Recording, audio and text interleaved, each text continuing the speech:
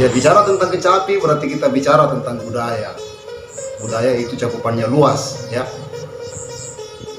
Tapi kali ini sekali lagi kita akan mengulik separuh sejarah dari kecapi.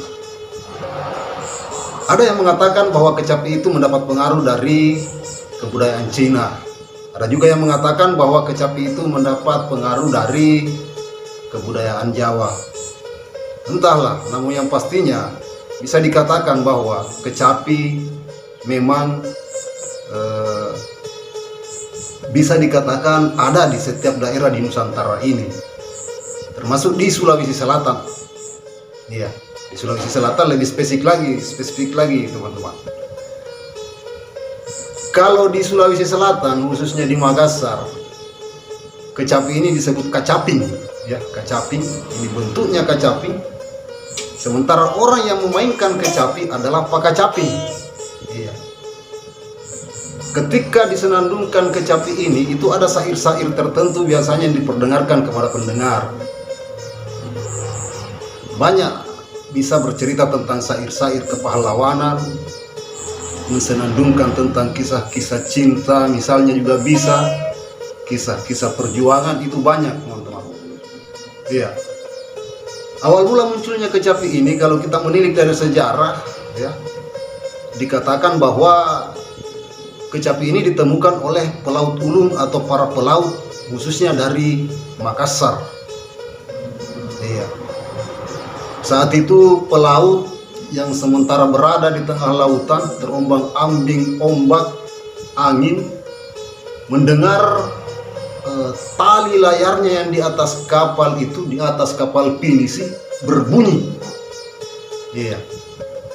Sementara para pelaut itu saat itu mengalami situasi hati yang galau, ya teman-teman. Coba dibayangkan bagaimana kondisinya kalau kita berada di tengah laut, tidak ada hiburan sama sekali. Pasti kesunyian akan melanda setiap jiwa. Pasti akan seperti itu. Nah, dari situlah teman-teman, ketika terdengar suara dari tali tambang layar kapal itu berbunyi, muncullah inisiatif dari seorang pelaut itu. Kenapa bisa bunyi seperti itu?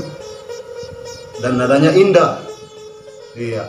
Nah, maka dari situlah ketika sang pelaut kembali ke darat, yang mencoba membuat dalam bentuk kecapi sederhana dengan berdasarkan pada situasi bunyi yang dialami di kapal. Diambillah sebuah kayu, kemudian dibikin semacam kecapi sederhana saat itu. Kemudian dipasangkan senar, dipasangkan tali dari utasan tali dari buritan kapalnya. Jadi coba dibunyikan, berbunyilah.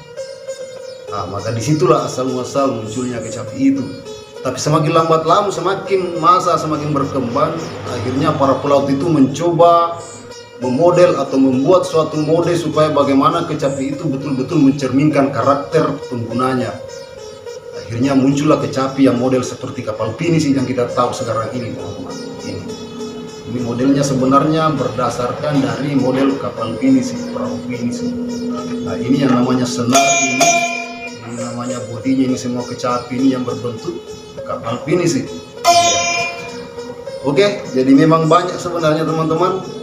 Dan konon katanya kayu atau material utama untuk pembuatan kecapi itu bagusnya terbuat dari kayu nangka. Iya, kayu nangka katanya bagus. Ya. Tapi saya juga tidak terlalu paham kayu apa yang paling bagus. Namun beberapa para pembuat kecapi mengatakan bahwa yang paling bagus adalah kecapi yang terbuat dari batang pohon nangka, karena kayunya bisa awet, tahan, dan itu akan menghasilkan bunyi yang lebih nyaring.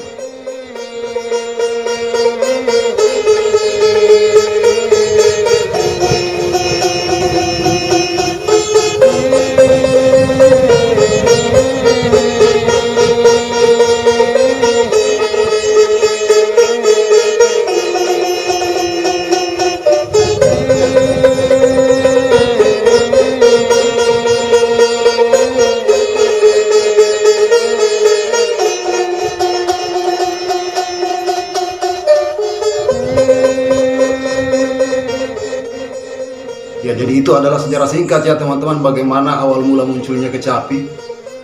Dan sekali lagi kecapi itu sekarang menjadi ikon Sulawesi Selatan yang merupakan bagian dari alat musik tradisional.